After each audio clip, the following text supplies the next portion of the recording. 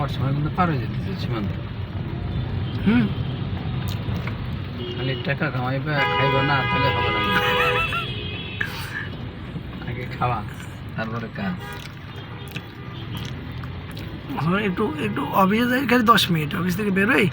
আরে কি অফিস যাবে, 4টে পর্যন্ত থাকবে না, খাই এটা অফিসে ঢুকবে। তো সমস্যা নেই। আমার অফিস ভেঙে যাচ্ছি। আপনারা আসার সময় আসবেন।